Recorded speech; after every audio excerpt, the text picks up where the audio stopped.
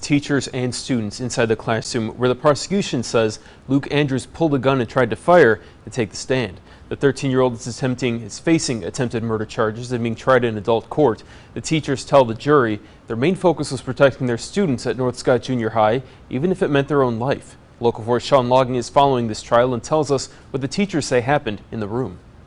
I had a moment where I accepted the fact that I was going to die.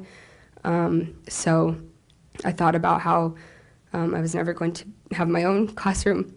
Just beginning her stint as a student teacher, Caitlin McDonald says at the start of class, August 31st last year, Luke Andrews came in late and then pulled out a gun. He pointed it directly at me, and he had said, "I need everybody to get down." At the time, McDonald says social studies teacher Dawn Spring had her back to the situation, and so McDonald started to call out her name.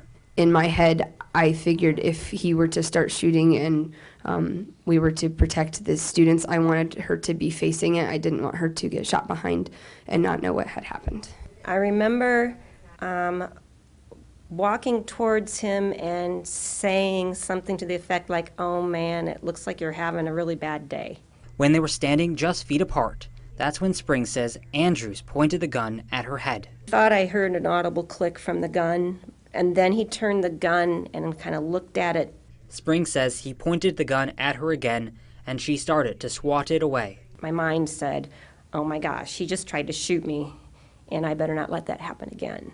After that, Spring tells the jury she started talking with him and eventually got him out of the classroom and into the hall, there asking why he was doing this. He said, "Home. Home's bad. Home's really, really bad." McDonald says after they left, she tried to support the students. I had students crying. I had students having anxiety attacks and shaking. I had one young male student in the corner that had kind of grounded me because he was just doing the sign of the cross over and over. Spring says her and a counselor were able to get the gun away from Andrews after a short struggle without anyone injured. Sean Logging, Local 4 News. Well, hard to hear. Sean, thank you. Well, a computer technician in the North Scott School District was also on the stand. He tells the jury they found messages on Andrews' school-issued laptop to other students. They include graphic anime images and texts from Andrews about being on the FBI wanted list, having a gun, and a surprise tomorrow in school.